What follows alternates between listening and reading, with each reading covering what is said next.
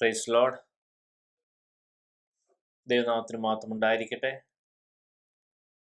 വീണ്ടും നമുക്ക് ഒരുമിച്ച് ദൈവത്തിന്റെ സന്നിധിയിൽ കൂടി വരുവാൻ ദൈവം നൽകിയ വലിയ കൃപയ്ക്കായി ദൈവത്തെ സ്തുതിക്കുന്നു. ദൈവത്തിന്റെ പദ്ധതി പ്രകാരം, ദൈവത്തിന്റെ ഉദ്ദേശപ്രകാരം നമ്മൾ ദൈവത്തിന്റെ സന്നിധിയിൽ ആയിരിക്കുമ്പോൾ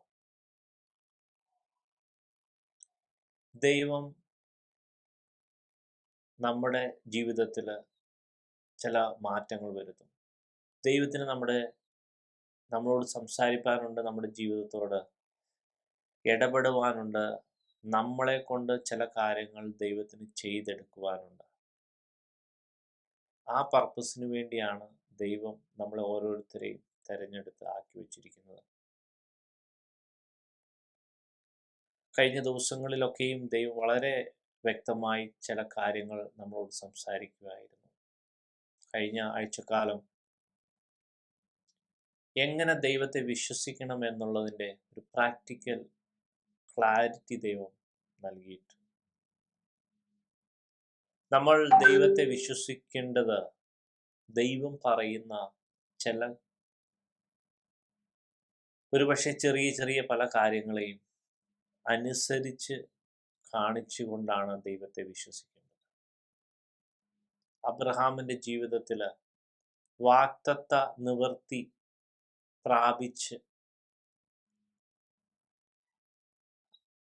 ആ വാഗ്ദത്ത നിവർത്തി പ്രാപിക്കുന്നതിന് മുമ്പേ ദൈവം അബ്രഹാമിന്റെ ജീവിതത്തോട് ഇടപെട്ടാൽ അബ്രഹാമിനോട് കൽപ്പിച്ച സകല കാര്യങ്ങളെയും അബ്രഹാം അത് ഏറ്റവും വിശ്വസ്തമായും ഏറ്റവും താല്പര്യത്തോടെയും എല്ലാ കാര്യത്തിലും അബ്രഹാം ദൈവത്തെ അനുസരിച്ചായിരുന്നു. നമ്മുടെ ജീവിതത്തിലെ ദൈവത്തെ വിശ്വസിക്കുക എന്ന് പറയുമ്പോൾ ദൈവം പറയുന്ന ഓരോ കാര്യങ്ങളും നമ്മളത് ആത്മാർത്ഥമായി ഏറ്റെടുത്ത് അത് നമ്മുടെ രക്ഷയുടെ കാര്യമെന്ന് തന്നെ ഏറ്റെടുത്ത് അത് അനുസരിച്ച് അത് നമ്മുടെ ജീവിതത്തിൽ ഇംപ്ലിമെന്റ് ചെയ്യേണ്ടതാണ്. അതാണ് കഴിഞ്ഞ ദിവസങ്ങളിൽ നമ്മൾ കേട്ടത്. ഒരു പക്ഷേ അതിൻ്റെ കണ്ടിന്യൂവേഷൻ എന്ന പോലെ, അല്ലെങ്കിൽ കൂടുതൽ പ്രാക്ടിക്കൽ ക്ലാരിറ്റിക്ക് വേണ്ടിയും ദൈവം ഇന്ന് നമുക്ക് വേറെ ചില വേദഭാഗങ്ങൾ തന്നിട്ടുണ്ട്. വ്യക്തമായി ദൈവത്തിന് നമ്മുടെ ജീവിതം കൊണ്ട്, നമ്മുടെ ലൈഫ് കൊണ്ട് ദൈവത്തിന് വ്യക്തമായ പദ്ധതികളുണ്ട്. വെറുതെ ദൈവം നമ്മളെ വിളിക്കത്തില്ല, വെറുതെ ദൈവം നമ്മളെ കാണത്തില്ല, വെറുതെ ദൈവം നമ്മളോട് സംസാരിക്കത്തില്ല. ദൈവത്തിന് വ്യക്തമായ പദ്ധതിയുണ്ട്, ഉദ്ദേശമുണ്ട്. അത് ഫുൾഫില്ല് ആയി, അത് ഉറപ്പായിട്ട് ഫുൾഫില്ലായി തന്നെ നമ്മുടെ ജീവിതത്തിൽ ഭവിക്കും. അങ്ങനെയുള്ള പദ്ധതി ഉള്ളത് കൊണ്ടാണ് പലപ്പോഴും സാത്താൻ നമ്മളെ അതിശക്തമായി അറ്റാക്ക് ചെയ്യുന്നത്. പലപ്പോഴും നമ്മൾ അറ്റാക്കിൽ പെട്ടുപോയിട്ടുണ്ട്. പലപ്പോഴും നമ്മൾ സാത്താൻ്റെതായ തന്ത്രങ്ങളിൽ വീണുപോയിട്ടുണ്ട്. പക്ഷേ ദൈവത്തിൻ്റെ പദ്ധതിയും ദൈവത്തിൻ്റെ സ്നേഹവും ദൈവത്തിൻ്റെ കൃപയും ദൈവത്തിൻ്റെ കരുണയും നമ്മൾ ഉള്ളിടത്തോളം കാലം സാത്താൻ എന്തൊക്കെ ചെയ്താലും, എന്തൊക്കെ തന്ത്രങ്ങൾ മെനഞ്ഞാലും, എന്തൊക്കെ സാത്താൻ നമ്മുടെ ജീവിതത്തിൽ ചെയ്തു കൂട്ടിയാലും ദൈവം നമ്മളിൽ വിചാരിക്കുന്നത് നടക്കുക തന്നെ ചെയ്യും. അതങ്ങനെ തന്നെ നമ്മൾ വിശ്വസിക്കേണ്ടതാണ്. അതങ്ങനെ തന്നെ നടക്കും. സാത്താൻ അല്ല ജയിക്കാൻ പോകുന്നത്, ദൈവമാണ് ജയിക്കാൻ പോകുന്നത്. ദൈവം അതുകൊണ്ട് തന്നെയാണ് നമ്മളോട് ഈ വചനങ്ങളൊക്കെയും സംസാരിക്കുന്നത്. ഇന്ന് നമ്മളോട് ദൈവം ചില കാര്യങ്ങൾ സംസാരിക്കും. ആ വചനവേദഭാഗങ്ങളിലോട്ട് നമുക്ക് പ്രാർത്ഥനയോടെ കടക്കാം. നമുക്കെല്ലാം അറിയാവുന്ന ഒരു വചനം ആണ് ഇന്ന് നമുക്ക് നൽകിയിരിക്കുന്നത്. പക്ഷേ അതിൽ ദൈവത്തിൻ്റെ പദ്ധതി, അതിൽ ദൈവത്തിൻ്റെ മിസ്റ്ററീസ് ഉൾക്കൊണ്ടിട്ടുണ്ട്. നമുക്ക് മത്തായി സുവിശേഷം 7-ാം അധ്യായം 24 മുതൽ ഉള്ള വാക്യങ്ങൾ വായിക്കാം. നമുക്കെല്ലാം അറിയാവുന്നതാണ്. മത്തായി സുവിശേഷം 7-ന്റെ 24 മുതൽ താഴോട്ട്. ആകയാൽ എൻ്റെ ഈ വചനങ്ങളെ കേട്ട് ചെയ്യുന്നവനൊക്കെയും പാറമേൽ വീട് പണിത ബുദ്ധിയുള്ള മനുഷ്യനോട് തുല്യനാകുന്നു. വൻമഴ ചൊരിഞ്ഞു, നദികൾ പൊങ്ങി, കാറ്റടിച്ചു, ആ വീട്ടിന്മേൽ അലച്ചു. അത് പാറമേൽ അടിസ്ഥാനം ഉള്ളതാകിയാൽ വീണില്ല. എൻ്റെ ഈ വചനങ്ങളെ കേട്ട് ചെയ്യാത്തവൻ ഒക്കെയും മണലിന്മേൽ വീട് പണിത മനുഷ്യനോട് തുല്യനാകുന്നു. വൻമഴ ചൊരിഞ്ഞു, നദികൾ പൊങ്ങി, കാറ്റടിച്ചു, ആ വീടിന്മേൽ അലച്ചു. അത് വീണു. അതിൻ്റെ വീഴ്ച വലിയതായിരുന്നു. ഈ വേദഭാഗം നമുക്ക് വളരെ സുപരിചിതമായ വേദഭാഗമാണ്. ബുദ്ധിയുള്ള മനുഷ്യനും ബുദ്ധിയില്ലാത്ത മനുഷ്യനെയും തമ്മിൽ ദൈവം ഇവിടെ വേർതിരിച്ച് കാണിക്കുന്നു. ഇവിടെ നമ്മൾ ദൈവത്തിൻ്റെ ആ വാക്കുകൾ, യേശു പറഞ്ഞ ഈ കമ്പാരിസൺ നമ്മൾ സൂക്ഷിച്ചു നോക്കുകയാണെങ്കിൽ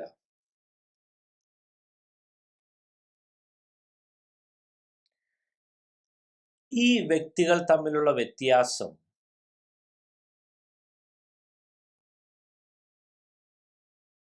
കേട്ട വചനം ഒരാള് പ്രാക്ടീസ് ചെയ്യുന്നു, ഒരാള് അത് പ്രാക്ടീസ് ചെയ്യുന്നില്ല എന്നുള്ളത് മാത്രമാണ്. ബുദ്ധിയുള്ള മനുഷ്യൻ വചനം കേട്ടു, ബുദ്ധിയില്ലാത്ത മനുഷ്യനും വചനം കേട്ടു. ബുദ്ധിയുള്ള മനുഷ്യന് വീട് പണിയാൻ പറ്റി, ബുദ്ധിയില്ലാത്ത മനുഷ്യനും വീട് പണിയാൻ പറ്റി. ബുദ്ധിയുള്ള മനുഷ്യൻ പക്ഷെ പണിതത് പാറമേലായിരുന്നു. ബുദ്ധിയില്ലാത്ത മനുഷ്യൻ പണിതത് മണലിലായിരുന്നു. രണ്ടു പേർക്കും ഒരേപോലെ പ്രതിസന്ധി വന്നു ഭവിച്ചു. പാറമേൽ അടിസ്ഥാനമിട്ട പണി ആയതുകൊണ്ട് ബുദ്ധിയുള്ള മനുഷ്യന്റെ പണി അത് വീണുപോയില്ല. അതേസമയം ബുദ്ധിയില്ലാത്ത മനുഷ്യന്റെ പണി തകർന്നുപോയി. ഈ വേദഭാഗങ്ങളിൽ ദൈവം എന്നെ പഠിപ്പിച്ച പല പുതിയ കാര്യങ്ങളുണ്ട്.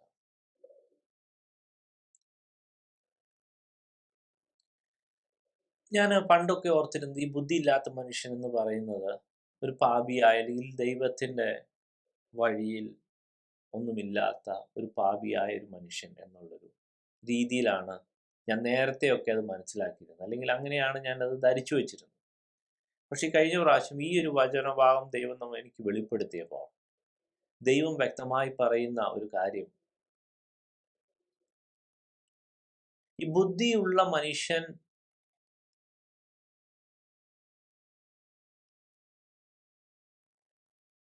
ദൈവത്തിൻ്റെ വചനം കേട്ട് അത് പ്രമാണിക്കുന്ന വ്യക്തിയായിരുന്നു.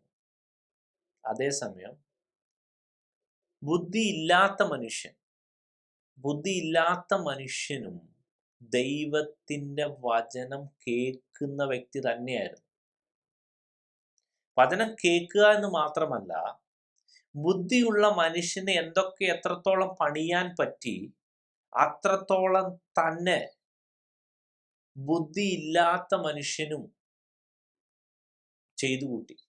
അല്ലെങ്കിൽ കേട്ട വചനം നിമിത്തം, ദൈവത്തെക്കുറിച്ചുള്ള അറിവ് നിമിത്തം, ദൈവത്തിൽ നിന്ന് കേട്ട വചനത്തിന്റെ പല ഗുണങ്ങളും നിമിത്തം ബുദ്ധി ഇല്ലാത്ത മനുഷ്യനും ബുദ്ധിയുള്ള മനുഷ്യൻ എത്രത്തോളം പണിതോ അത്രത്തോളം തന്നെ പണിയാൻ ബുദ്ധിയില്ലാത്ത മനുഷ്യനും പറ്റി.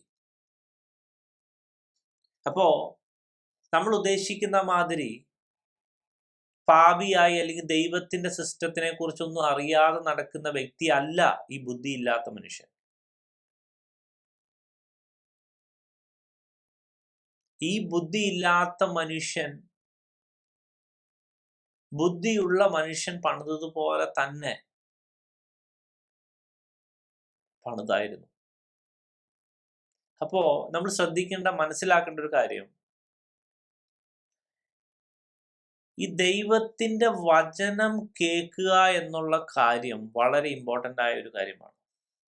ഇവിടുത്തെ ഈ കമ്പാരിസണിൽ നമുക്കൊരു ബുദ്ധി ഇല്ലാത്ത മനുഷ്യന്റെ സ്റ്റാറ്റസ് എങ്കിലും വേണമെങ്കിൽ ദൈവത്തിന്റെ വചനം കേട്ട് മനസ്സിലാക്കിയേ പറ്റൂ. അത് പ്രമാണിക്കുന്നത് വേറെ കാര്യം. പക്ഷേ ബുദ്ധിയുള്ള അല്ലെങ്കിൽ മറ്റുള്ളവരെ കാണിക്കാൻ പാകത്തിനെങ്കിലും അല്ലെങ്കിൽ പുറമെ പ്രകടിപ്പിക്കാൻ പാകത്തിനെങ്കിലും പണിയാൻ പറ്റിയ വ്യക്തിയാണ് ദൈവത്തിന്റെ ഈ കമ്പാരിസൺ ചാർട്ടിലുള്ള ബുദ്ധിയില്ലാത്ത മനുഷ്യൻ. അപ്പോ ഈ അടിസ്ഥാനത്തിന്റെ കാര്യം ഒഴികെ പുറമേ നിന്ന് നോക്കുമ്പോൾ രണ്ടുപേരും സിമിലറാണ്.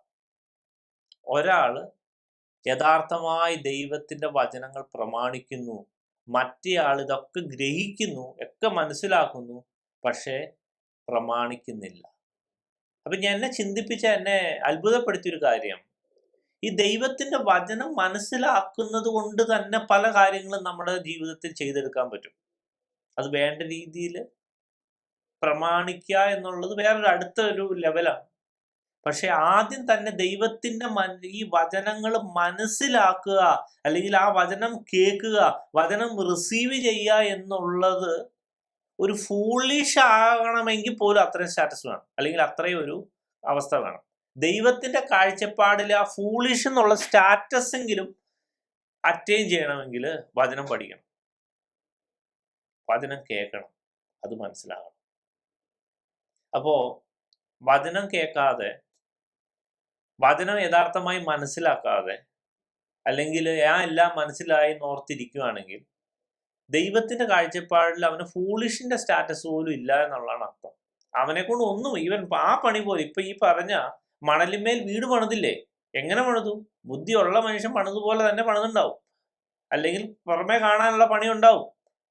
വചനം പഠിക്കാത്ത വ്യക്തി, വചനം മനസ്സിലാക്കാത്ത വ്യക്തി, അതുപോലും അവന്റെ ജീവിതത്തിൽ ഉണ്ടാവില്ല. അപ്പൊ ഫൂളിഷ് എന്നുള്ള സ്റ്റാറ്റസ് കിട്ടാനെങ്കിലും ഒരു സെർട്ടൻ ലെവൽ ഓഫ് ആ സ്പിരിച്വൽ നോളജിന്റെ ആവശ്യമുണ്ട്.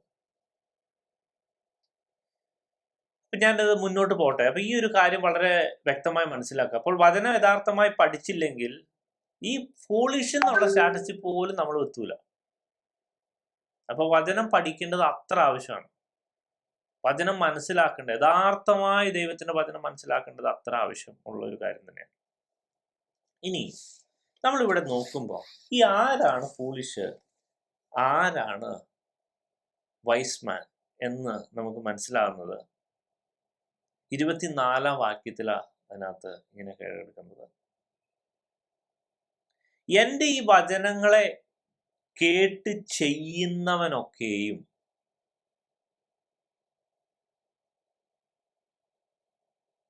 ബുദ്ധിയുള്ള മനുഷ്യനാണ്.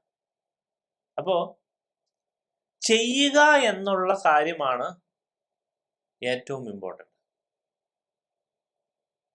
ഇനി ബുദ്ധിയില്ലാത്ത മനുഷ്യന് വചനം കേട്ട് ചെയ്യുന്നില്ല. ഇവിടെ ശ്രദ്ധിക്കേണ്ടതായ ഒരു പദം 24 വാക്യത്തിൽ എഴുതിയിട്ടുണ്ട്. ആകയാൽ എൻ്റെ ഈ വചനങ്ങളെ, therefore everyone who hears these words of mine, എൻ്റെ ഈ വചനങ്ങളെ എന്ന് പറയുന്നുണ്ട്. അപ്പോ വളരെ ശ്രദ്ധിക്കേണ്ടതായ കാര്യം, ഈ ബുദ്ധിയുള്ള വ്യക്തി ആകണമെങ്കിൽ ഇത് ശരിക്കും പറഞ്ഞാൽ മത്തായി സുവിശേഷം 5, 6, 7 അധ്യായങ്ങളിലാണ് ഗിരിപ്രഭാഷണങ്ങൾ ഉൾക്കൊണ്ടിരിക്കുന്നത്. ആ ഗിരിപ്രഭാഷണങ്ങളിലെ ഏറ്റവും അവസാനത്തെ സെന്റൻസ് ആണ്, അവസാനത്തെ കാര്യമാണ് നമ്മളിപ്പോൾ വായിച്ചത്. അവിടെ യേശു പറയുന്ന വളരെ സ്പെസിഫിക്കലി പറയുന്ന ഒരു കാര്യമാണ്, എൻ്റെ ഈ വചനങ്ങളെ. അപ്പൊ ഒരു വ്യക്തി ബുദ്ധിമാനാവണമെങ്കിൽ പ്രത്യേകിച്ച് ദൈവം പറഞ്ഞ ഈ ഗിരിപ്രഭാഷണങ്ങളിലെ വചനങ്ങൾ വളരെ സൂക്ഷ്മമായി മനസ്സിലാക്കി അത് ജീവിതത്തിൽ പ്രാവർത്തികമാക്കേണ്ടതുണ്ട്. വളരെ ഇമ്പോർട്ടൻ്റ് ആയ ഒരു സ്റ്റേറ്റ്മെന്റ് അല്ലെങ്കിൽ ഒരു കാര്യമാണത്. എൻ്റെ ഈ വചനങ്ങളെ കേട്ട് ചെയ്യുന്നവനൊക്കെ. അപ്പൊ ഈ വചനങ്ങൾ എന്ന് പറയുന്നത് ഗിരിപ്രഭാഷണത്തിലെ വചനങ്ങളാണ്. ഗിരിപ്രഭാഷണത്തിലെ വചനങ്ങൾ മാത്രമല്ല, ദൈവം നമ്മളോട് പറയുന്ന ഓരോ വചനങ്ങളും, അല്ലെങ്കിൽ പ്രത്യേക കമാൻഡ്മെന്റോ അസൈൻമെന്റോ, ദൈവം നമ്മളോട് പറയുന്നത് എന്താണെങ്കിലും അത് ദൈവത്തിന്റെ വചനമാണ്. സ്പെസിഫിക്കലി ദൈവം നമ്മളോട് ഇടപെട്ടത്, ദൈവം ഇടപെട്ടതാണോ അതിന് ഒരു പ്രത്യേക ഒരു വെയിറ്റേജ് ഉണ്ട്. ദൈവമാണ് അത് തന്നത്. അപ്പൊ നമ്മളോട് എന്തെങ്കിലും ടാസ്കുമായി ബന്ധപ്പെട്ട്, നമ്മുടെ ഡേ ടു ഡേ റുട്ടീനുമായി ബന്ധപ്പെട്ട് എന്തെങ്കിലും നമ്മളോട് ഇടപെട്ടിട്ടുണ്ടെങ്കിൽ ആ കാര്യം ദൈവവചനം പോലെ തന്നെ എടുക്കണം. പ്രത്യേകിച്ച് ഇവിടെ ഈ വേദഭാഗങ്ങളിൽ വളരെ സ്പെസിഫിക് ആയിട്ട് യേശു പറയുന്നത് എൻ്റെ ഈ വചനങ്ങളെ കേട്ട് ചെയ്യുന്നവനൊക്കെ. അപ്പോ ഗിരിപ്രഭാഷണങ്ങളിലെ വചനങ്ങൾ അത്രയും ഇമ്പോർട്ടൻ്റ് ആണ്. അതായത് ഒരു വ്യക്തിനെ ബുദ്ധിമാനും ഫോളിഷുമാക്കാൻ പാകത്തിന് കപ്പാസിറ്റി ഉള്ള വചനങ്ങളാണ് ഗിരിപ്രഭാഷണം. അപ്പൊ മിനിമം ഒരു ഫോളിഷ് ലെവലെങ്കിലും ആവണമെങ്കിൽ ഈ ഗിരിപ്രഭാഷണങ്ങളെ വചനങ്ങളെങ്കിലും മനസ്സിലാവണം. ചെയ്യുന്ന ലെവലിൽ എത്തിയ നമ്മൾ ബുദ്ധിമാന്മാരുടെ ലെവലിലോട്ട് കടന്നു. ഈ ഫോളിഷ് എന്നുള്ള ലെവലിലോട്ട് എത്തണമെങ്കിൽ പോലും അതെങ്കിലും മനസ്സിലാവും. അപ്പം നമുക്കത് മൊത്തം ഒന്നും പഠിക്കാൻ നമുക്ക് പറ്റത്തില്ല. നമ്മൾ ഇതിനു മുമ്പേ നമ്മൾ എടുത്തതാണെങ്കിലും പരിശുദ്ധാത്മാവ് എന്നോട് എടുക്കുവാൻ പറഞ്ഞ പോർഷൻസ് മാത്രം ഞാൻ ടച്ച് ചെയ്ത് പോവാൻ ആഗ്രഹിക്കുന്നു. വളരെ ഇമ്പോർട്ടൻ്റ് ആയ ഒരു കാര്യമാണ്. നമുക്ക് ബുദ്ധിമാനായിട്ട് തീരണോ അതോ ഫൂളിഷ് ആയിട്ട് തീരണോ എന്ന് നമുക്ക് വ്യക്തമായി മനസ്സിലാക്കി തരുന്ന വചനങ്ങളാണ് ഇവിടെ എഴുതിയിരിക്കുന്നത്. ഇവിടെ നമ്മൾ നോക്കുമ്പോൾ ഈ 7-ാം അധ്യായത്തിലെ തന്നെ, മത്തായി സുവിശേഷം 7-ാം അധ്യായത്തിലെ തന്നെ തുടക്കം മുതലുള്ള ചില കാര്യങ്ങൾ നമുക്ക് നോക്കാം. വളരെ വളരെ ഫാസ്റ്റ് ആയിട്ട് നമുക്ക് നോക്കാം. ഇവിടെ എഴുതിയിരിക്കുന്നു, നിങ്ങൾ വിധിക്കപ്പെടാതിരിക്കേണ്ടതിന് വിധിക്കരുത്. നിങ്ങൾ വിധിക്കുന്ന വിധിയാൽ നിങ്ങളെയും വിധിക്കും. നിങ്ങൾ അളക്കുന്ന അളവിനാൽ നിങ്ങൾക്കും അളന്നു കിട്ടും. എന്നാൽ സ്വന്തം കണ്ണിലെ കോൽ ഓർക്കാതെ സഹോദരന്റെ കണ്ണിലെ കരട് നോക്കുന്നത് എന്ത്? അല്ല, സ്വന്തം കണ്ണിൽ കോലിരിക്കെ നീ സഹോദരനോട് നിന്റെ കണ്ണിൽ നിന്ന് കരട് എടുത്തു കളയട്ടെ എന്ന് പറയുന്നത് എങ്ങനെ? കപടഭക്തിക്കാരാ, മുമ്പേ സ്വന്തം കണ്ണിൽ നിന്ന് കോൽ എടുത്തു കളയുക, പിന്നെ സഹോദരന്റെ കണ്ണിൽ നിന്ന് കരട് എടുത്തു കളയുവാൻ വെടിപ്പായി കാണും. ശ്രദ്ധിക്കേണ്ട കാര്യമാണ്, നമ്മൾ ഈ പഠിക്കുന്നത് ബുദ്ധിമാൻ എന്ന് ദൈവം പറയുന്ന കാറ്റഗറിയിൽ പെടാൻ വേണ്ടി നമ്മളെ ബുദ്ധി ഉപദേശിക്കുന്ന ചെയ്യേണ്ട ചില കാര്യങ്ങളാണ് ഇവിടെ ദൈവം പറയുന്നത്. അതുകൊണ്ട് ആ ഒരു ഗൗരവത്തിൽ തന്നെ എല്ലാ കാര്യം എടുക്കണം. ഇവിടെ നമ്മളിപ്പോൾ വായിച്ച വേദഭാഗത്തില് നമുക്കൊക്കെ വളരെ ഫേമസ് ആയിട്ട്, അല്ലെങ്കിൽ അറിയാവുന്ന, എല്ലാവർക്കും ഇങ്ങനെ പെരിഫറൽ ആയിട്ട് അറിയാവുന്ന, എന്നാൽ ഞാനത് മനസ്സിലാക്കുള്ളൂ. കാരണം ഞാൻ പോലും അതിനെ എനിക്ക് അറിയാം, ഞാനിത് എടുത്തേക്കുന്ന പക്ഷെങ്കിലും ദൈവം ഓരോ പ്രാവശ്യം ദൈവം ഈ ഭാഗങ്ങളിലോട്ട് കടത്തി വിടുമ്പോൾ അതിൽ നിന്ന് പുതിയ പുതിയ ആശയങ്ങൾ, പുതിയ പുതിയ റെവലേഷൻസ് ദൈവം തരാറുണ്ട്, തന്നിട്ടുണ്ട്. അപ്പോൾ ഇവിടെ പറയുന്ന അടിസ്ഥാനപരമായ ഒരു കാര്യം, നമ്മുടെ ഭാഗത്ത് നമ്മുടെ സ്വന്തം ജീവിതത്തിൽ കുറവുണ്ടെങ്കിൽ അത് ആദ്യം ഫിക്സ് ചെയ്യാൻ ശ്രമിക്കുക. എന്നിട്ട് മാത്രമേ മറ്റുള്ള വ്യക്തിയുടെ കുറവിലോട്ട്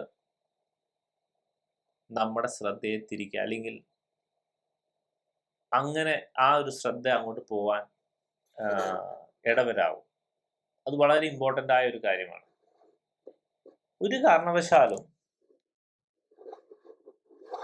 നമ്മൾ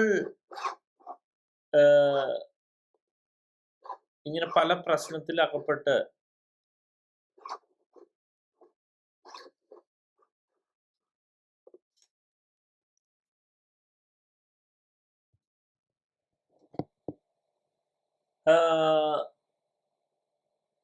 അല്ലെങ്കിൽ പല പ്രശ്നത്തിനും അടിസ്ഥാനപരമായ കാരണം മറ്റുള്ളവന്റെ കുറ്റം കാണാൻ പോണതാണ്. പക്ഷെ ഇവിടെ ദൈവം പറയുന്ന, ബുദ്ധിമാനാകണമെങ്കിൽ ആദ്യമായിട്ട് നമ്മളെ തന്നെ എക്സാമിൻ ചെയ്യുക. നമ്മുടെ ഭാഗത്ത് എന്താണ് വീഴ്ച, നമ്മൾ എവിടെയാണ് ശരിയാകാനുള്ളത്. അപ്പം നമ്മൾ എപ്പോഴും ആ ഒരു കാര്യം വളരെ ശ്രദ്ധയോടെ തന്നെ നമ്മുടെ ജീവിതത്തിൽ ഒരു ഫോളോ ചെയ്യേണ്ട ഒരു കാര്യമാണ്. ഒരു കാരണവശാലും നമ്മൾ അബദ്ധത്തിൽ ചെന്ന് ചാടണം. എപ്പോഴും നമ്മുടെ തന്നെ, അല്ലെങ്കിൽ നമ്മുടെ ആത്മീയ അവസ്ഥ, നമ്മുടെ ഭൗതിക അവസ്ഥ, ദൈവത്തിൻ്റെതായ ആ സിസ്റ്റത്തിൽ നമ്മൾ എവിടെ ആയിരിക്കുന്നു എന്നുള്ള ഒരു ബോധ്യം നമുക്ക് എപ്പോഴും ഉണ്ടായിരിക്കണം. എന്നിട്ട് മാത്രമേ മറ്റുള്ളവന്റെ കുറ്റത്തിലോട്ട് പോകാവൂ. അഥവാ മറ്റുള്ളവന്റെ കുറ്റത്തിലോട്ടാണ് നമ്മൾ പോകുന്നതെങ്കിൽ സാത്താൻ അവിടെ അഡ്വാൻറ്റേജ് എടുക്കുകയാണ്. അത് സാത്താന്റെ തന്ത്രമാണ്. കാരണം ദൈവത്തിന്റെ സിസ്റ്റം അത് അങ്ങനെ അല്ല പോകുന്നത്. ദൈവത്തിന്റെ സിസ്റ്റത്തിനകത്ത് അങ്ങനെ അല്ല അതിൻ്റെ ഇടപാട്. ഇനി വീണ്ടും നമ്മൾ താഴോട്ട് നമ്മൾ നോക്കുമ്പോൾ, വിശുദ്ധമായത് നായ്ക്കൾക്ക് കൊടുക്കരുത്, നിങ്ങളുടെ മുത്തുകളെ പന്നികളുടെ മുമ്പിൽ ഇടുകയും അരുത്, അവ കാൽ കൊണ്ട് അവയെ ചവിട്ടുകയും തിരിഞ്ഞ് നിങ്ങളെ ചിന്തിക്കളയുകയും ചെയ്യുവാൻ ഇടവരരുതെന്ന് പറയും. ഇത് അടുത്ത ഒരു വലിയൊരു ഇമ്പോർട്ടൻ്റ് ആയിട്ടുള്ള ഒരു കാര്യം നമ്മൾ ശ്രദ്ധിക്കേണ്ടതാണ്. അതെന്തെന്ന് വെച്ചാൽ, ദൈവം നമ്മളോട് അരുളി ചെയ്ത മിസ്റ്ററീസും അതുപോലത്തെ ദൈവത്തിൻ്റെ വളരെ മൂല്യമുള്ള കാര്യങ്ങളും റെവലേഷൻസും, ഇനി ദൈവം നമ്മളോട് പറഞ്ഞ പ്രോമിസുകളും അതുപോലത്തെ കാര്യങ്ങളും ഒക്കെ പരിശുദ്ധാത്മാവ് പറയാതെ ഒരു കാരണവശാലും മറ്റുള്ളവരോട് ഷെയർ ചെയ്യരുത്. പരിശുദ്ധാത്മാവ് വ്യക്തമായി പറയും. ആ പറയുമ്പോൾ മാത്രമേ ദൈവം നമുക്ക് വളരെ സീക്രട്ടായോ അല്ലെങ്കിൽ വളരെ ഘനമായോ നൽകിയ കാര്യങ്ങളെ മറ്റുള്ളവരുമായിട്ട് പങ്കുവെക്കാവൂ. അല്ലെങ്കിൽ അതിന് നെഗറ്റീവ് ഇമ്പാക്റ്റ് ഉണ്ടാവും. ശ്രദ്ധിക്കണമേ, ഇത് ബുദ്ധിമാൻ എന്ന് ദൈവം വിളിക്കേണ്ടതിൻ്റെ ആവശ്യത്തിൽപ്പെട്ട ഒരു ഘടകങ്ങളൊക്കെയാണ് നമ്മൾ ഈ പറയുന്നത്. ഒത്തിരി ഉണ്ട്. പരിശുദ്ധാത്മാവ് എന്നോട് പറയാൻ പറഞ്ഞത് മാത്രം ഞാൻ പറഞ്ഞ് മുന്നോട്ട് പോകുന്നു. ഇനിയും അടുത്ത ഒരു ഇമ്പോർട്ടൻ്റ് ആയിട്ടുള്ള ചില കാര്യങ്ങൾ ഇവിടെ 7 അധ്യായത്തിൻ്റെ 7-ാം വാക്യം മുതൽ താഴോട്ട് എഴുതിയിരിക്കുന്നു. യാചിക്കുവീൻ എന്നാൽ നിങ്ങൾക്ക് കിട്ടും, അന്വേഷിപ്പീൻ എന്നാൽ നിങ്ങൾ കണ്ടെത്തും, മുട്ടുവീൻ എന്നാൽ നിങ്ങൾക്ക് തുറക്കും. യാചിക്കുന്ന ഏവനും ലഭിക്കുന്നു, അന്വേഷിക്കുന്ന ഏവനും കണ്ടെത്തുന്നു, മുട്ടുന്നവന് തുറക്കും. മകൻ അപ്പം ചോദിച്ചാൽ അവന് കല്ല് കൊടുക്കുന്ന മനുഷ്യൻ നിങ്ങളിൽ ആരുള്ളൂ? മീൻ ചോദിച്ചാൽ അവന് പാമ്പിനെ കൊടുക്കുമോ? അങ്ങനെ ദോഷികളായ നിങ്ങൾ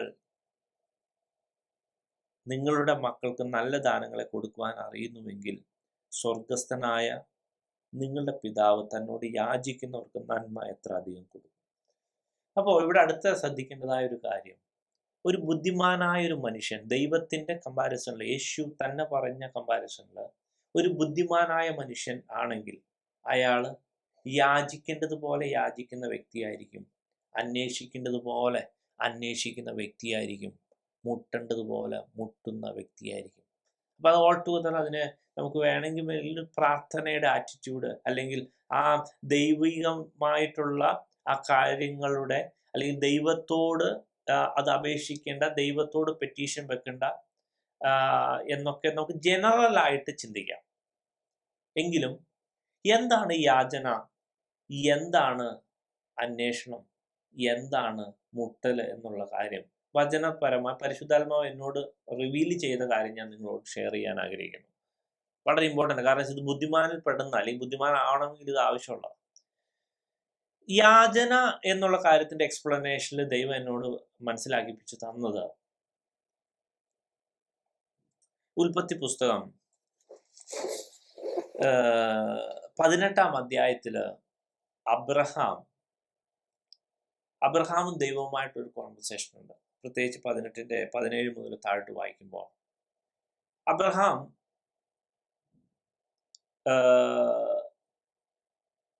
ദൈവം സോദോം ഗോമോറ നശിപ്പിക്കാൻ പോകുന്നു എന്നുള്ള കാര്യം അബ്രഹാമിനോട് ദൈവം പറഞ്ഞപ്പോൾ അബ്രഹാം ദൈവവുമായിട്ട് നെഗോഷിയേറ്റ് ചെയ്തൊരു വിധമുണ്ട്.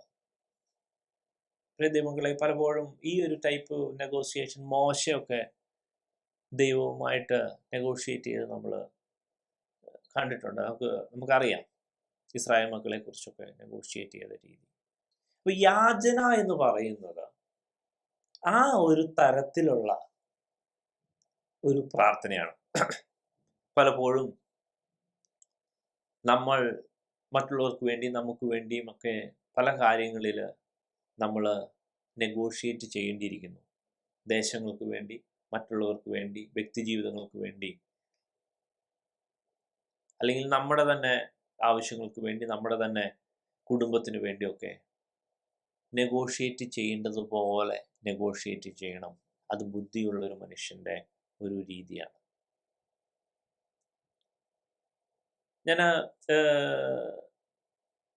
അത് നമുക്ക് വീണ്ടും പിന്നീട് എപ്പോഴെങ്കിലും നമുക്ക് അതിനെക്കുറിച്ച് ഡീറ്റെയിൽ ആയിട്ട് എടുക്കാം. അപ്പോൾ we have the right to negotiate with God. അത് മനസ്സിലാക്കുക.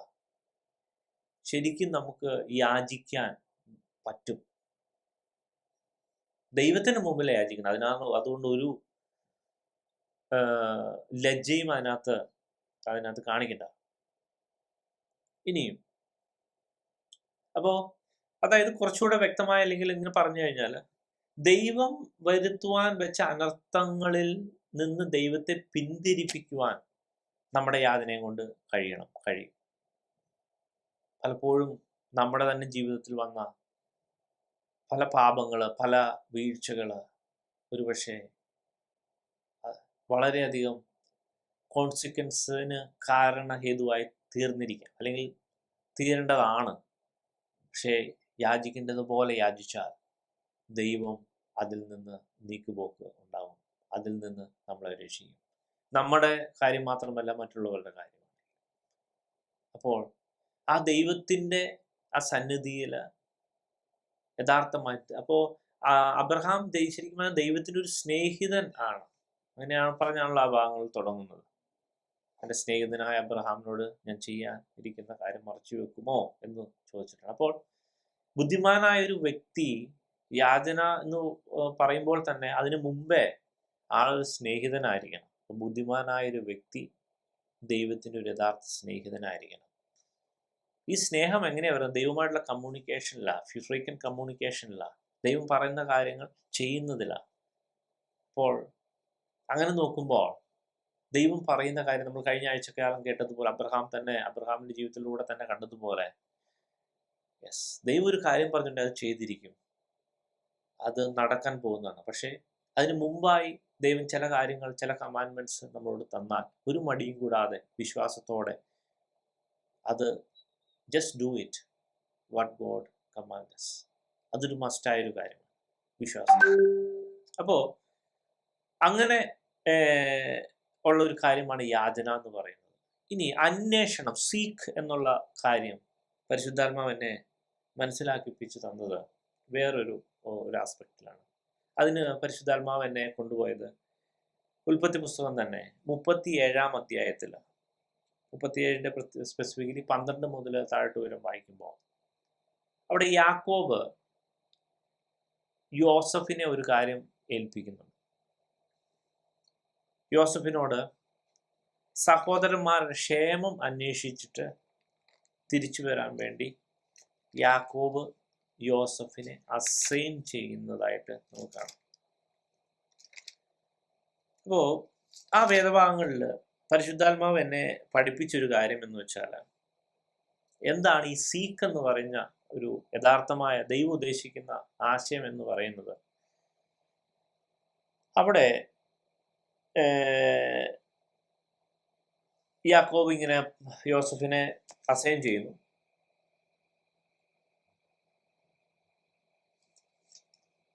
ഇസ്രായേൽ യോസഫിനോട്, നിന്റെ സഹോദരന്മാർ ശേഖേമിൽ ആടുമേയ്ക്കുന്നുണ്ടല്ലോ, വരിക, ഞാൻ നിന്നെ അവരുടെ അടുക്കൽ അയക്കും എന്ന് പറഞ്ഞതിന് അവനോട് ഞാൻ പോകാമെന്ന് പറഞ്ഞു. അവനോട്, നീ ചെന്ന് നിന്റെ സഹോദരന്മാർക്ക് സുഖം തന്നെയോ, ആടുകൾ നന്നായിരിക്കുന്നോ എന്ന് നോക്കി വന്ന് വസ്തുത അറിയിക്കണമെന്ന് പറഞ്ഞ് ഹെബ്രോൻ താഴ്വരയിൽ നിന്ന് അവനെ അയച്ചു. അവൻ ശേഖേമിൽ എത്തി. അവൻ വെളിമ്പ്രദേശത്ത് ചുറ്റി നടക്കുന്നത് ഒരുത്തൻ കണ്ടു. നീ എന്ത് അന്വേഷിക്കുന്നു എന്ന് അവനോട് ചോദിച്ചു. അതിന് അവൻ, ഞാൻ എൻ്റെ സഹോദരന്മാരെ അന്വേഷിക്കുന്നു, അവർ എവിടെ ആടുമേയ്ക്കുന്നു എന്ന് എന്നോട് അറിയിക്കണമേ എന്ന് പറഞ്ഞു. അവർ ഇവിടെ നിന്ന് പോയി, നാം ദോദാനിലേക്ക് പോക എന്ന് അവർ പറയുന്നത് ഞാൻ കേട്ടു എന്ന് അവൻ പറഞ്ഞു. അങ്ങനെ ജോസഫ് തൻ്റെ സഹോദരന്മാരെ അന്വേഷിച്ച് ദോദാനിൽ വെച്ച് കണ്ടു. ഇത് പ്രാക്ടിക്കലായിട്ട് എടുക്കണമേ, കാരണം എന്ന് വെച്ചാൽ ഇത് വളരെ ഇമ്പോർട്ടൻ്റ് ആയ കാര്യമാണ്. നമുക്ക് ബുദ്ധിമാനുമാകാം, ഫൂളിഷുമാകാം, ഇനി ഫൂളിഷ് പോലും അല്ലാത്ത അവസ്ഥയിലും ആകാം. അപ്പോൾ യഥാർത്ഥമായ ദൈവം യേശു നമ്മളെ പഠിപ്പിച്ച കാര്യം നമ്മൾ യഥാർത്ഥമായി മനസ്സിലാക്കി അത് പ്രവർത്തിക്കുകയും ചെയ്യേണ്ടതുണ്ട്. അങ്ങനെയായാൽ മാത്രമേ നമ്മൾ ബുദ്ധിമാനാവുന്നുള്ളൂ. ഇവിടെ അന്വേഷിക്കുക എന്ന് പറഞ്ഞപ്പോൾ നമ്മൾ മനസ്സിലാക്കേണ്ട ഒരു കാര്യം, ശരിക്കും സഹോദരന്മാര് എവിടെ കാണണം? ശേഖേമിൽ കാണണം. അപ്പോ യോസഫ് ശേഖേമിലെത്തി. അപ്പോൾ ഈ ശേഖേമിലെത്തിയപ്പോൾ അവിടെ സഹോദരന്മാരില്ല. ഇതാണ് ദൈവം എന്നോട് പറഞ്ഞൊരു കാര്യം. വളരെ മസ്റ്റ്. അത് കാര്യം നമുക്ക് സിമ്പിളായിട്ട് തോന്നാം, പക്ഷെ ഇറ്റ്സ് നോട്ട് സിമ്പിൾ. നമ്മുടെ തന്നെ ലൈഫിലോട്ട് പലപ്പോഴും നോക്കുക. ദൈവം നമ്മളോട് ഒരു കാര്യം ചെയ്യാൻ പറഞ്ഞ അറ്റ് എനി കോസ്റ്റ് അത് ചെയ്തിരിക്കണം. ഇപ്പൊ വേണമെങ്കിൽ യോസഫിന് ശേഖേമിലെത്തി സഹോദരന്മാരെ നോക്കി കണ്ടില്ല, വേണമെങ്കിൽ യോസഫിന് തിരിച്ചു പോവാം. ഞാൻ അവരെ അന്വേഷിക്കാൻ പോയി, കണ്ടില്ല, അതുകൊണ്ട് ഞാൻ തിരിച്ചു വന്നു എന്ന് വേണമെങ്കിൽ പറയാം. അതായത് ഒരു ഉത്തരവാദിത്തമില്ലാതെ ഒരു കാര്യം അന്വേഷിക്കേണ്ടത് പോലെ അന്വേഷിക്കാതെ ഇടയ്ക്ക് വെച്ച് എക്സ്ക്യൂസ് പറഞ്ഞ് ഇട്ടേച്ചു പോകുന്ന അവസ്ഥ പറ്റത്തില്ല എന്നാണ് ഇവിടെ ദൈവം പറയുന്നത്. നമ്മളൊരു കാര്യത്തിലോട്ട് ഇറങ്ങി പുറപ്പെട്ടാൽ we have to complete it at any cost. അത് പ്രത്യേകിച്ച് ദൈവം പറഞ്ഞ അസൈൻമെന്റ് ആണെങ്കിൽ, ദൈവം പറഞ്ഞ ടാസ്ക് ആണെങ്കിൽ, there could be N number of hurdles or problems in between. പക്ഷേ നമ്മളുടെ ടാർഗറ്റ് എന്താണ്? ആ ടാർഗറ്റ് അച്ചീവ് ചെയ്തിട്ടേ പോരാവൂ. ഇതാണ് ദൈവം നമ്മളോട് പറയുന്നത്. പലപ്പോഴും നമ്മൾ എക്സ്ക്യൂസ് പറഞ്ഞ് പിന്നീടാക്കിയും അല്ലെങ്കിൽ അങ്ങനെ പറയുന്ന ഒരു സംഭവമുണ്ട്. പറ്റത്തില്ല. അതൊരു ബുദ്ധിമാന്റെ ലക്ഷണമല്ല. സീക്കിംഗ് പരിശുദ്ധാത്മാവ് എന്നെ പഠിപ്പിച്ച കാര്യം, അവിടെ ജോസഫ് അന്വേഷിച്ചപ്പോൾ, അല്ലെങ്കിൽ അവിടെ ദൈവം മാർഗം തുറക്കും. അപ്പോൾ അവിടെ ഒരാളെ കണ്ടു, അടുത്ത ആ ആളിൽ നിന്ന് ഇൻഫർമേഷൻ കിട്ടി, അടുത്ത സ്ഥലത്തോട്ട് പോയി, അങ്ങനെ ജോസഫ് സഹോദരന്മാരെ കണ്ടു. അപ്പോ ഈ അന്വേഷിക്കുക എന്ന് പറയുന്നത് അങ്ങനത്തെ ആറ്റിറ്റ്യൂഡായിരിക്കണം. ഇടയ്ക്ക് വെച്ച് ഇട്ടേച്ച് ഒരു കാര്യം, ഒരു ഹഡില് വരുമ്പോൾ, ഒരു തടസ്സം വരുമ്പോൾ അത് നിർത്തി അവിടെ നിന്ന് ഇട്ടേച്ച് പോരരുത്. ബുദ്ധിമാന്റെ ലക്ഷണം അല്ല അത്. അപ്പൊ സീക്കിംഗ് എന്ന് പറഞ്ഞാൽ ദൈവം ഏൽപ്പിച്ച അസൈൻമെന്റ്, ടാസ്ക്, അത് അറ്റ് എനി കോസ്റ്റ് അത് ഫിനിഷ് ആയിരിക്കണം. അതിനകത്ത് ചില പ്രതിസന്ധിയോ തടസ്സങ്ങളോ വന്നു കഴിഞ്ഞാൽ ദൈവം അവിടെ പ്രതിവിധി ഉണ്ടാക്കും. പക്ഷെ ഇട്ടേച്ച് പോരുന്ന ഒരു ആറ്റിറ്റ്യൂഡ് എടുക്കരുത്. Just proceed it, finish it. അത് ദൈവം അതിന്മേൽ മുഖാന്തരം ഒരുക്കും. അതാണ് അതിന്റെ രീതി, കറക്റ്റായ രീതി. ബുദ്ധിമാൻ ആകണമെങ്കിലുള്ള കാര്യമാണ് പറയുന്നത്. ഇനി അടുത്ത സെക്ഷൻ, മുട്ടുക, മുട്ടുവീൻ എന്നാ നിങ്ങൾക്ക് തുറക്കപ്പെടും. അവിടെ എന്നെ പരിശുദ്ധാത്മാവ് കൊണ്ടുപോയത് ആ ലൂക്കോസിന്റെ സുവിശേഷം 11-ാം അധ്യായത്തില് ഒരു അർദ്ധരാത്രിയില് ഒരാളുടെ അവന്റെ സ്നേഹിതന്റെ വീട്ടിൽ വന്നു. അപ്പൊ അവൻ സ്നേഹിതന് കൊടുക്കാനായിട്ട് അവൻ്റെ കയ്യിലൊന്നുമില്ല. പക്ഷേ ഈ വ്യക്തിക്ക് അറിയാം, എൻ്റെ ഒരു അയൽക്കാരനുണ്ട്, ഒരു ധനവാനായ അയൽക്കാരൻ. ആ ധനവാനായ അയൽക്കാരൻ്റെ കയ്യിൽ ഇഷ്ടം പോലെ ഭക്ഷണം ഉണ്ടെന്ന് ഈ വ്യക്തിക്ക് അറിയാം. അപ്പോൾ അവന് അർദ്ധരാത്രി തന്നെ ചെന്നിട്ട് ആ ധനവാന്റെ വീട്ടിൽ മുട്ടുന്ന ആ വേദവാക്യങ്ങൾ, അതായത് 11:5 മുതൽ 8 വരെയുള്ള വാക്യങ്ങളിൽ ആ കാര്യങ്ങൾ എഴുതിയിട്ടുണ്ട് ലൂക്കോസിന്റെ സുവിശേഷം.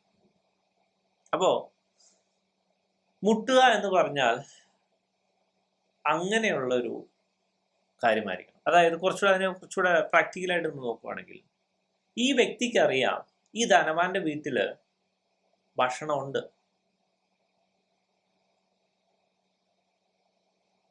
ലൂക്കോസിന്റെ സുവിശേഷം 11:5 മുതൽ 8 വരെയുള്ള വാക്യങ്ങളാണ്.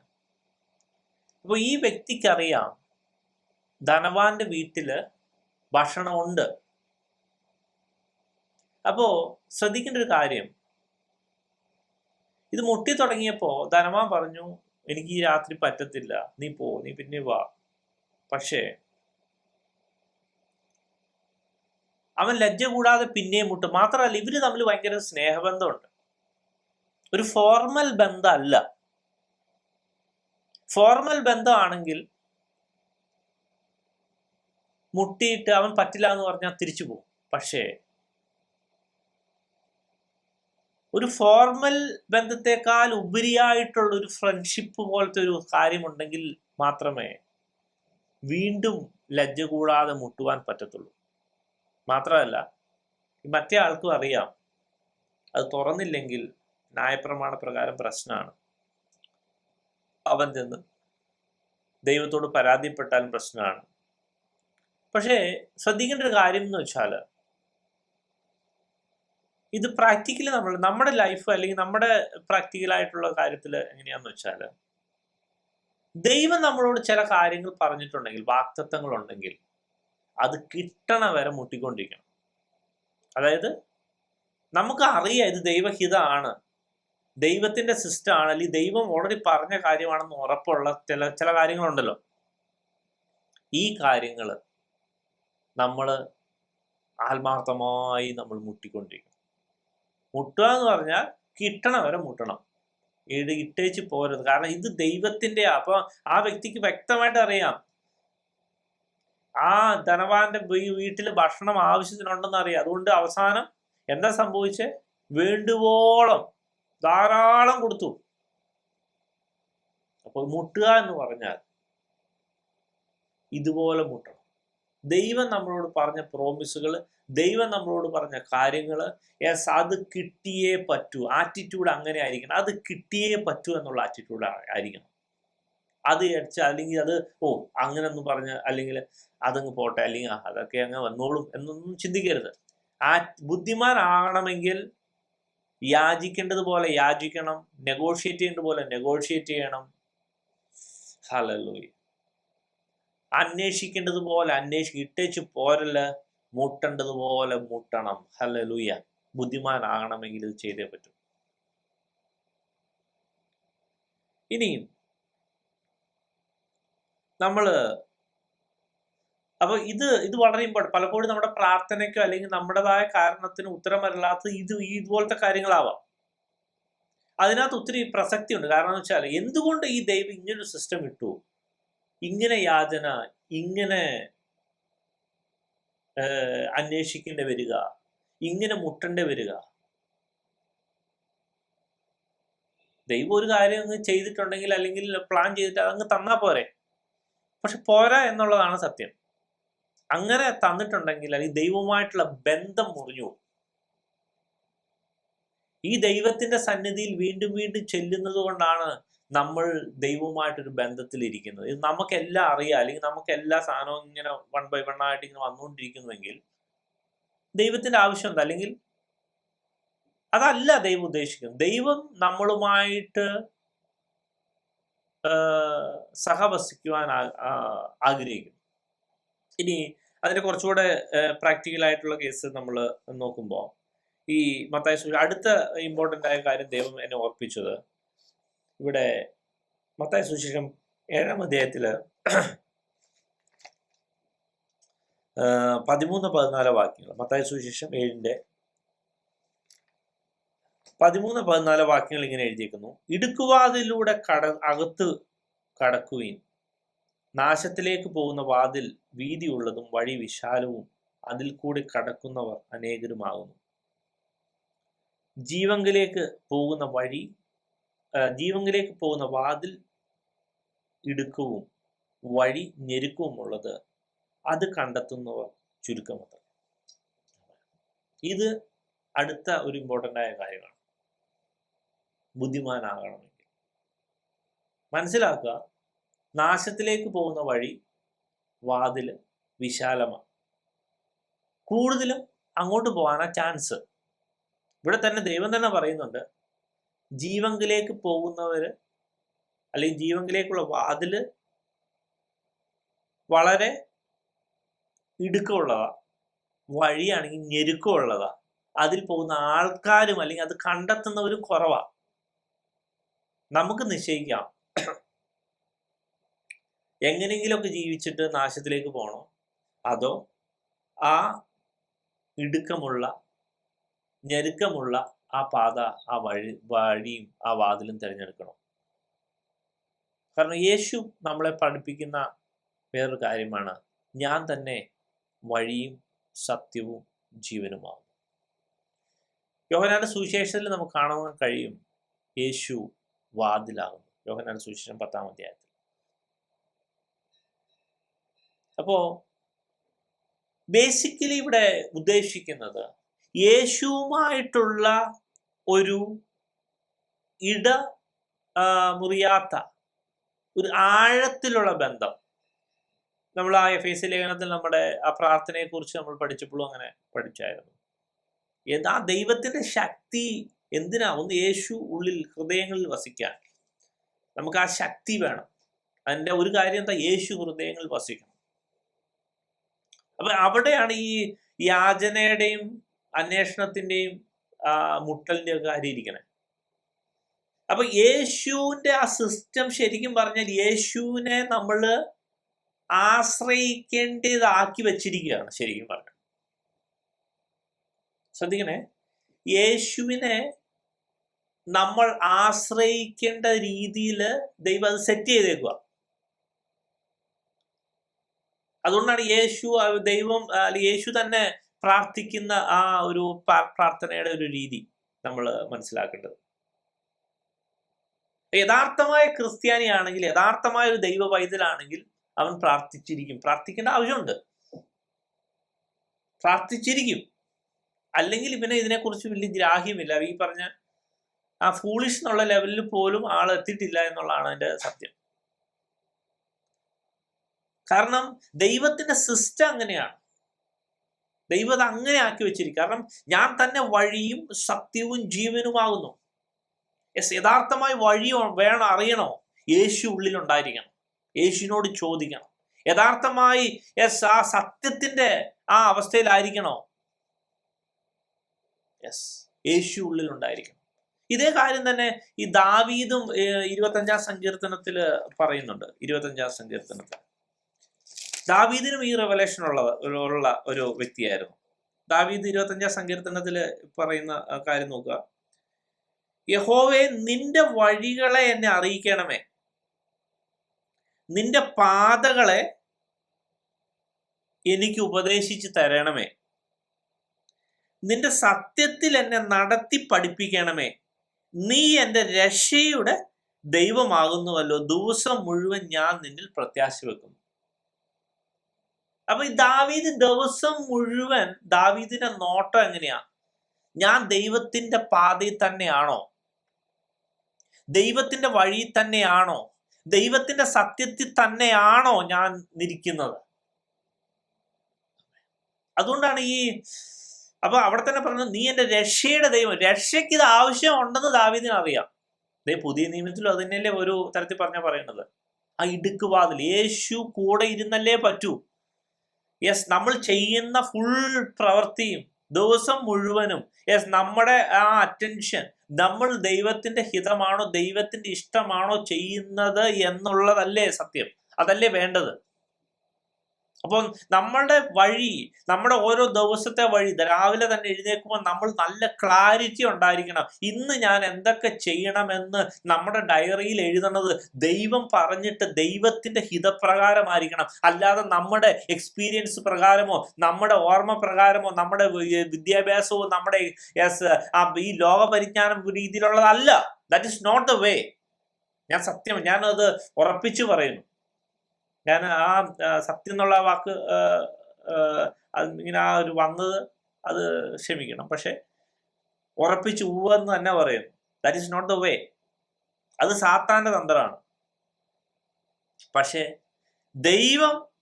ദൈവത്തോട് ചോദിച്ച വെറുതെ ഒന്നും 32-ാം സങ്കീർത്തനം അത് എഴുതില്ല. I will instruct you and teach you the way in which you should go. I will guide you with my eye. വെറുതെ പറയത്തില്ല. ദൈവത്തിന്റെ സിസ്റ്റത്തിന് നമ്മളെ ഇൻസ്ട്രക്ട് ചെയ്യാൻ, ടീച്ച് ചെയ്യാൻ, നമ്മളെ ഗൈഡ് ചെയ്യാൻ പറ്റും. അല്ലെങ്കിൽ ആ ഒരു ആത്മീയ നിലവാരത്തിൽ നമ്മുടെ ലൈഫ് അപ്ലിഫ്റ്റ് ആവണം. ഇവിടെ ദാവീദ് വ്യക്തമായി പറയുന്നു, നിന്റെ വഴികളെ എന്നെ അറിയിക്കണമേ. ദാവീദ് വെറുതെ പറയാ?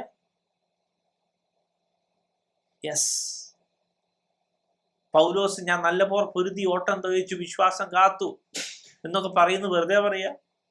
യെസ്. യേശു തന്നെ അവന്റെ പ്രാർത്ഥനയിൽ അവസാനം പറയുന്നുണ്ടല്ലോ, പിതാവേ നീ എനിക്ക് തന്ന പ്രവൃത്തികളെ ഞാൻ തികച്ചിരിക്കുന്നു. വെറുതെ പറയാ? ഇതൊക്കെ വിശുദ്ധന്മാർക്ക് പറ്റുമെങ്കിൽ നമുക്കും പറ്റും. Just ask it. അല്ലെങ്കിൽ ആ ഒരു ലെവലിലോട്ട് നമ്മൾ ഉയരണം എന്നുള്ള ഒരു ഫസ്റ്റ് റിയലൈസേഷൻ തന്നെ വേണം. നമ്മുടെ ലൈഫ് യഥാർത്ഥമായി ആത്മാവിനെ അനുസരിച്ച് നടക്കുക എന്ന് പറഞ്ഞാൽ, ഇപ്പൊ ഈ പൗലോസിന്റെ തന്നെ റോമലേഖനത്തിൽ വളരെ വ്യക്തമായിട്ട് എഴുതുന്നുണ്ട്, ജഡത്തെ അനുസരിച്ച് നടക്കുന്നുവെങ്കിൽ മരിക്കും നിശ്ചയം. അപ്പോ യഥാർത്ഥമായി ആത്മാവിനെ അനുസരിച്ച് നടക്കുന്ന ഒരു രീതിയുണ്ട്. ദൈവത്തോട് ചോദിച്ച് വഴി മനസ്സിലാക്കി അതേ വഴിയിൽ നടക്കുന്ന, ആ വഴിയിൽ ചോദിക്കുമ്പോൾ പല കാര്യം ചെയ്യാൻ പറയും. അത് മസ്റ്റായിട്ട് ചെയ്ത് വിശ്വാസം പ്രൂവ് ചെയ്ത് വിശ്വാസം കാണിച്ച് മുന്നോട്ട് പോകുന്ന ഒരു ലൈഫാണ് യഥാർത്ഥമായ ക്രിസ്ത്യൻ ജീവിതം. ബുദ്ധിമാന്റെ റിക്വയർമെന്റ് പെട്ട കാര്യമാണ്. ഹല്ലേലൂയ.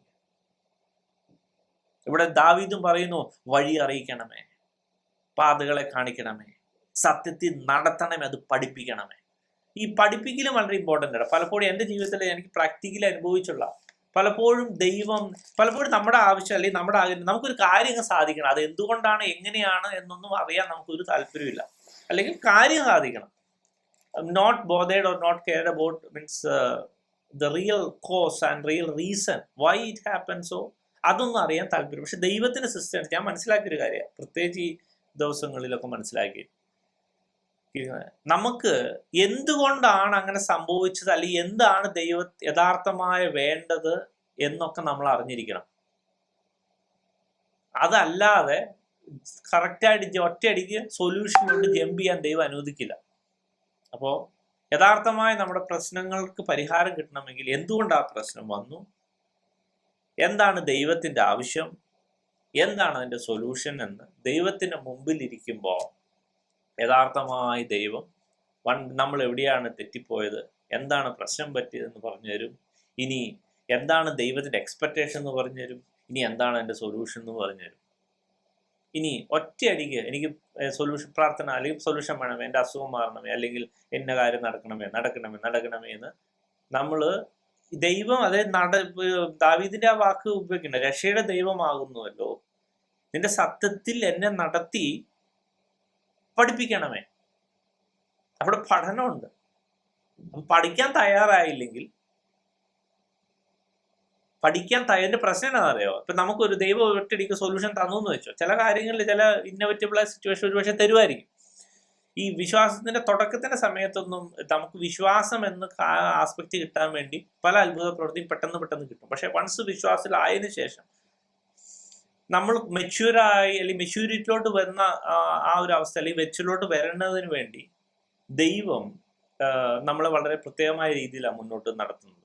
അപ്പോൾ നമ്മൾ വ്യക്തമായിട്ട് നമ്മളെ പഠിപ്പിച്ച്, അല്ലെങ്കിൽ അതായത് നമ്മളൊരു കാര്യം പഠിച്ച, ഇപ്പം എനിക്കിത് മനസ്സിലായാൽ മാത്രമേ നിങ്ങൾക്ക് പറഞ്ഞു തരാൻ പറ്റുള്ളൂ എന്തുകൊണ്ടാണ്, എങ്ങനെയാണ് അതിൻ്റെ കാര്യങ്ങൾ. അല്ലാതെ ജസ്റ്റ് ദൈവത്തിന്റെ സന്നിധി വന്ന് ജസ്റ്റ് പ്രാർത്ഥിച്ചു, കാര്യം വിടുതൽ കിട്ടി അങ്ങ് പോകണം, അങ്ങനെ means that's not the way actually. Means അത് എനിക്ക് മനസ്സിലായിട്ടില്ല. എന്നെ ദൈവം പഠിപ്പിക്കുന്നത്, പ്രത്യേകിച്ച് ഈ ദിവസങ്ങളിൽ പഠിപ്പിക്കുന്ന ഒരു കേസാണ്. എന്തുകൊണ്ടും അങ്ങനെ വന്നു, എന്താണ് ദൈവത്തിന്റെ ഉദ്ദേശമായിരുന്നത്, ഇനി അത് ഡീവിയേഷൻ വന്നുവല്ലോ, അത് എങ്ങനെ അത് ശരിയാക്കാം എന്നൊക്കെ. യെസ്, ദൈവത്തിന്റെ സന്നിധിയിൽ നമ്മൾ ഇരിക്കുന്നുവെങ്കിൽ ദൈവം വ്യക്തമായി പഠിപ്പിക്കും. ഒരു ഉദാഹരണത്തിന് അല്ലെങ്കിൽ ഞാൻ പറയാൻ ആഗ്രഹിക്കുന്ന ഒരു കേസ്, ഈ 1 ശമൂവേൽ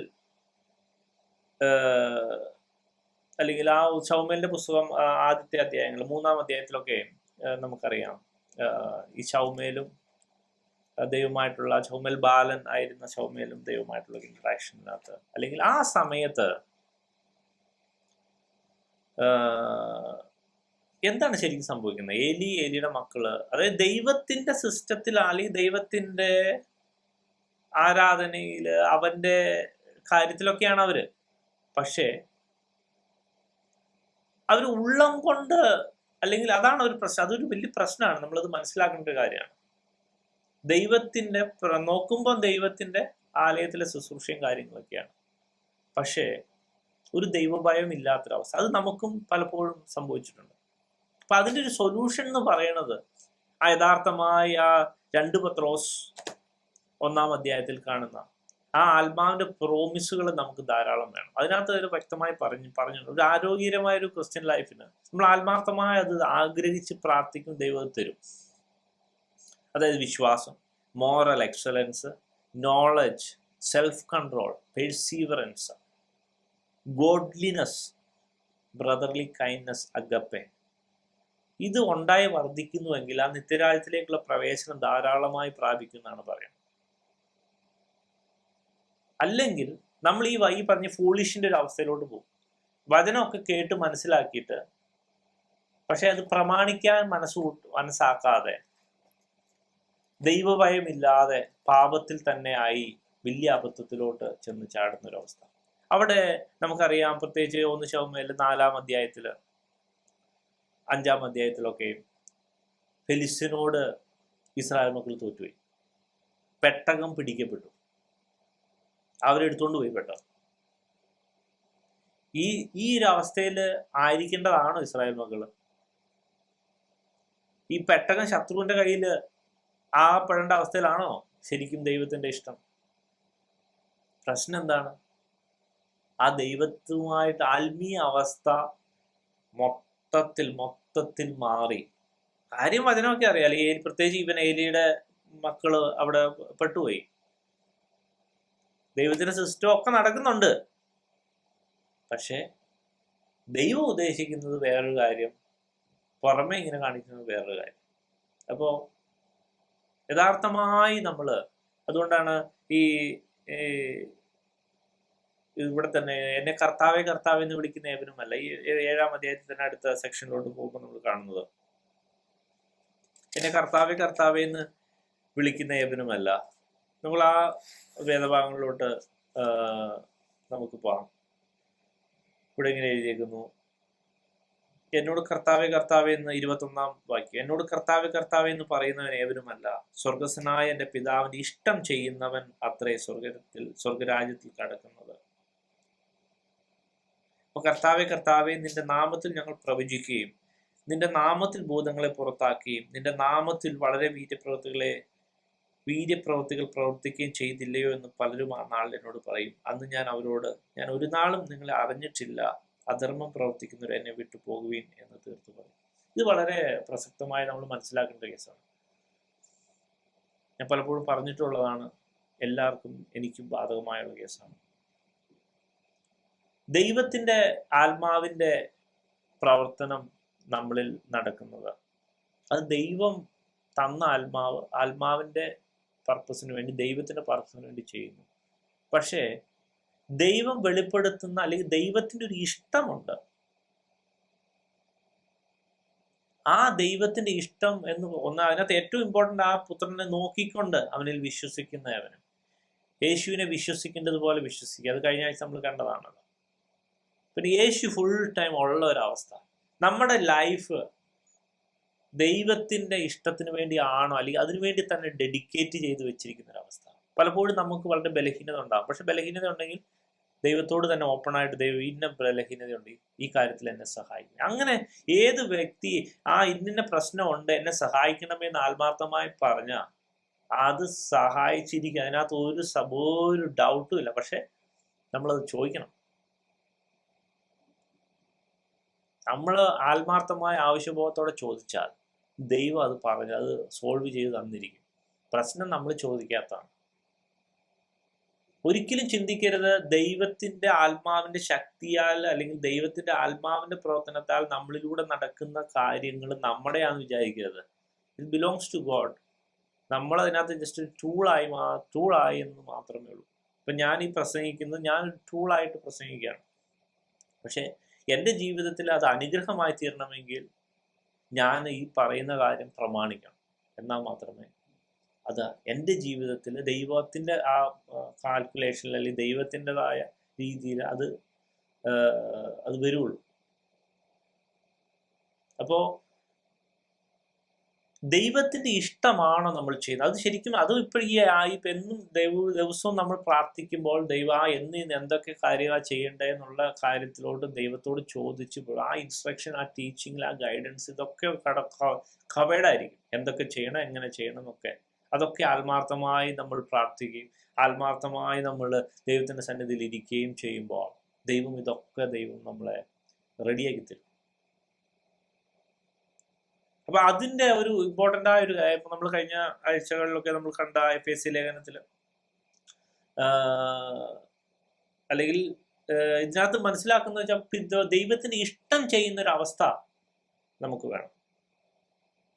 അപ്പൊ ആ ഇഷ്ടം ചെയ്യുന്ന അവസ്ഥയ്ക്ക് അല്ലെങ്കിൽ അങ്ങനെ ചെയ്യണമെങ്കിൽ നമുക്ക് അതിന്റെ ശക്തി വേണം. അവിടെയാണ് ആ എഫേസ്യ ലേഖനത്തിൽ നമ്മൾ കഴിഞ്ഞ ആഴ്ച കാലം കണ്ടത്. ആ എഫേസ്യ ലേഖനം 3:14 മുതൽ താഴോട്ട് വായിക്കുമ്പോൾ നമുക്കത് വ്യക്തമായി കാണുവാൻ കഴിയും. അത് നിമിത്തം ഞാൻ സ്വർഗത്തിലും ഭൂമിയിലുമുള്ള സകല കുടുംബത്തിനും പേരുവരാൻ കാരണമായ പിതാവിന്റെ സന്നിധിയിൽ മുട്ടുകുത്തുന്നു. അവൻ തന്റെ മഹത്വത്തിന്റെ ധനത്തിനൊത്തവണ്ണം തന്റെ ആത്മാവിനാൽ നിങ്ങൾ അകത്തെ മനുഷ്യനെ സംബന്ധിച്ച് ശക്തിയോടെ ബലപ്പെടേണ്ടതിനും.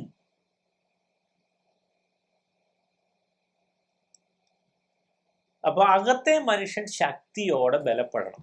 എന്നാൽ മാത്രമേ ഈ പറഞ്ഞ ദൈവത്തിന്റെ ഇഷ്ടമൊക്കെ നമ്മൾ ചെയ്യുള്ളൂ. There are two things നമ്മൾ അടിസ്ഥാനപരമായി മനസ്സിലാക്കണം, ഡിസ്റ്റിങ്വിഷ് ചെയ്ത്. ദൈവത്തിന്റെ ശുശ്രൂഷ ചെയ്യുന്ന അല്ലെങ്കിൽ ദൈവത്തിന്റെ ഇഷ്ടം നമ്മളിൽ വരുന്ന അല്ലെങ്കിൽ ആ ഒരു ദൈവം പറഞ്ഞ ആക്ടിവിറ്റി ചെയ്യാൻ വേണ്ടി നമുക്ക് ശക്തി വേണം. അതുപോലെ തന്നെ ബേസിക്കലി ദൈവത്തിന്റെ ഒരു അവസ്ഥയിൽ, ആ ഒരു ദൈവ ഭയത്തിൽ, ദൈവത്തിന്റെ ഒരു രീതിയിൽ ആയിരിക്കാൻ വേണ്ടി നമുക്ക് ദൈവത്തിന്റെ ആത്മാവിൻ്റെതായ ഒരു പ്രോമിസ്, നമ്മൾ ആ 2 പത്രോസ് 1-ാം അധ്യായത്തിൽ നമ്മൾ കണ്ട ആ കാര്യങ്ങളൊക്കെ നമുക്ക് ബേസിക്കലി ആ ഒരു ലെവലിലെങ്കിലും ആവണമെങ്കിൽ നമുക്ക് അത്രയും വേണം. വൺസ് അതിലാണെങ്കിൽ അതിനുശേഷം ദൈവം പറഞ്ഞ ടാസ്കുകൾ ഇംപ്ലിമെന്റ് ചെയ്യാൻ ദൈവത്തിന്റെ ശക്തി വേണം.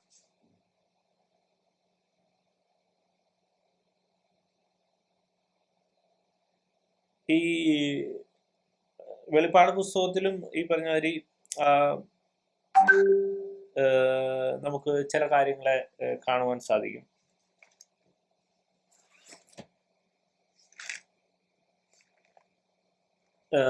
അതിനു മുമ്പ് വേറൊരു കേസ്, യേശുവിൻ്റെ ശുശ്രൂഷയിൽ പോലും ഈ അപ്പോസ്തല പ്രവൃത്തി 10-ാം അധ്യായം 38-ാം വാക്യത്തിൽ അവിടെ നമുക്ക് ഇങ്ങനെ കാണുവാൻ സാധിക്കും.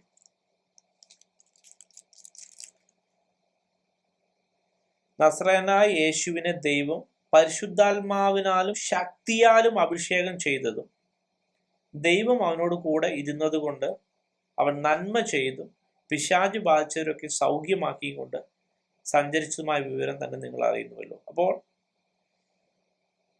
ദൈവം അവനെ പരിശുദ്ധാത്മാവിനാലും ശക്തിയാലും, രണ്ട് ടേം ഉപയോഗിക്കുന്നുണ്ട്, പരിശുദ്ധാത്മാവിനാലും ശക്തിയാലും.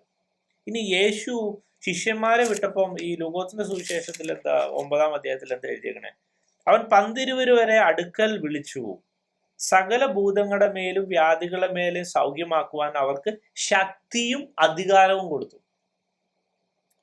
അപ്പോ നമ്മുടെ ജീവിതത്തിൽ നമ്മൾ ഓരോ കാര്യം പ്രോപ്പറായിട്ട് ചെയ്യണമെങ്കിൽ നമുക്ക് പരിശുദ്ധാത്മാവിന്റെ അഭിഷേകം വേണം, പരിശുദ്ധാത്മാവിന്റെ ശക്തി വേണം, അവന്റെ അധികാരം വേണം. ഇതിനു വേണ്ടി പ്രാർത്ഥിച്ചോണം. ഇത് വണ്ടയിൽ നടക്കുള്ളൂ. ഇനി ഇതൊക്കെ സംഭവിക്കണമെങ്കിൽ നമ്മുടെ ആ ബേസ്, നമ്മുടെ അടിസ്ഥാനപരമായ ദൈവമായിട്ടുള്ള റിലേഷൻഷിപ്പ് ഒക്കെ ഓക്കെ ആയിരിക്കണം.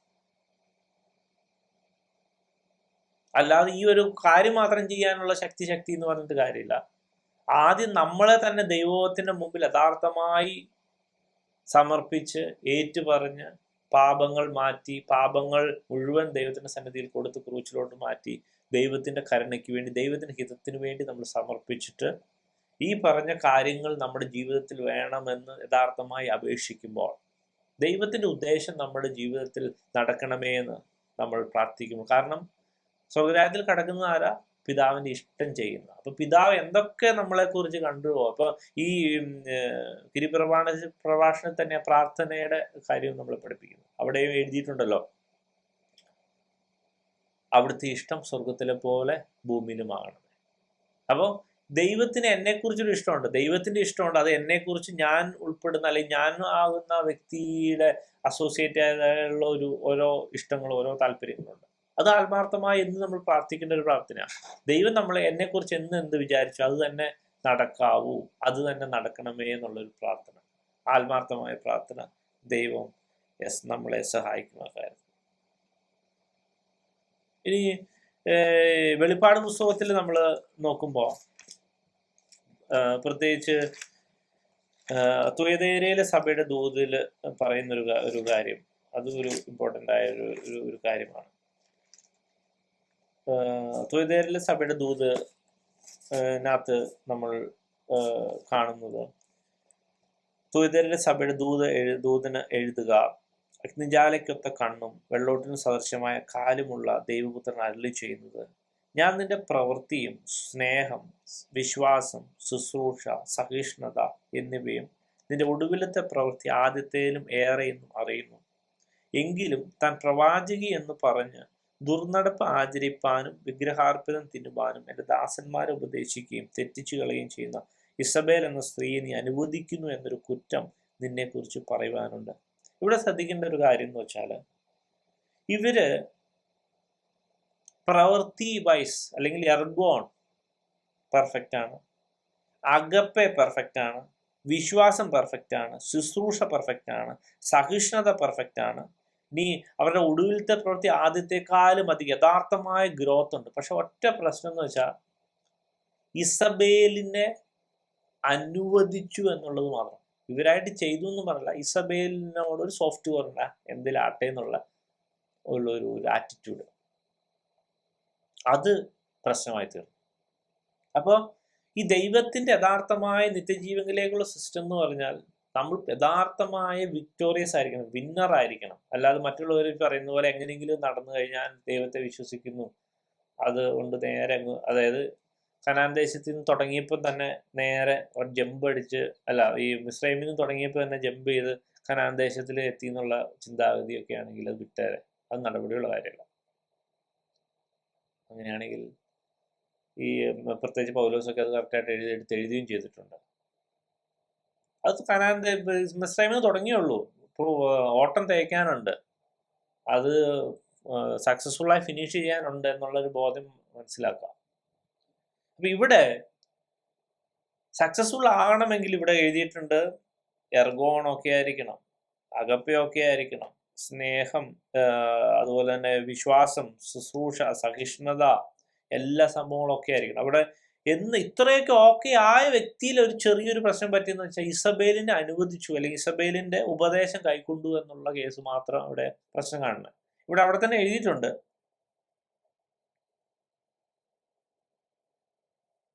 എന്നാൽ ഈ ഉപദേശം കൈക്കൊള്ളാതെയും അവർ പറയും പോലെ സാത്താന്റെ ആഴങ്ങൾ അറിഞ്ഞിട്ടില്ലാതെയും തുയതേരിലെ ശേഷം പേരോട് വേറൊരു ഭാരം ഞാൻ നിങ്ങളുടെ മേൽ ചുമത്തുന്നില്ല.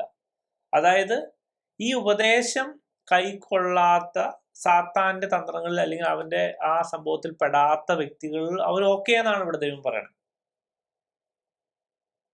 അപ്പോ യഥാർത്ഥമായ ക്രിസ്ത്യ ജീവിതം വളരെ ശ്രദ്ധിക്കേണ്ടതായ ഒരു ഒരു കാര്യമാണ്. നമ്മൾ ശരിക്കും പറഞ്ഞാൽ നമ്മളെ ദൈവം ഉപദേശിക്കുകയാണ്. ദൈവത്തിന്റെ സിസ്റ്റം വളരെ നാരോയാണ്. ദൈവത്തിന്റെ സിസ്റ്റം വളരെ കെയർഫുൾ ആയിട്ട് മുന്നോട്ട് കൊണ്ടുപോകേണ്ട ഒരു സിസ്റ്റമാണ്.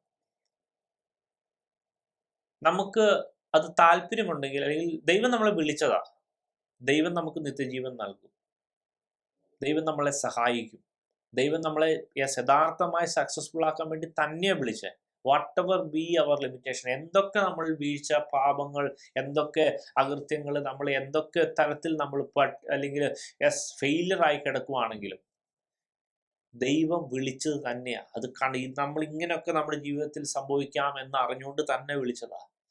ഇപ്പോൾ യഥാർത്ഥമായി ദൈവത്തിന്റെ സന്നിധി തിരിയുന്നുവെങ്കിൽ, ദൈവമേ അങ്ങയുടെ ആ ദൈവത്തിന്റെ വിളിയെ നമ്മൾ യഥാർത്ഥമായി റെസ്പെക്റ്റ് ചെയ്യുന്നുവെങ്കിൽ, നമ്മളെ തന്നെ ഏൽപ്പിച്ചു കൊടുത്താൽ ദൈവം നമ്മളെ സക്സസ്ഫുള്ളായി നമ്മുടെ നിത്യജീവനിലേക്ക് എത്തിക്കുകയും ദൈവം എന്തൊക്കെ പ്രോമിസ് ചെയ്തോ അത് മുഴുവൻ നമ്മുടെ ജീവിതത്തിൽ ഫുൾഫില്ല് ചെയ്യുകയും ചെയ്യും.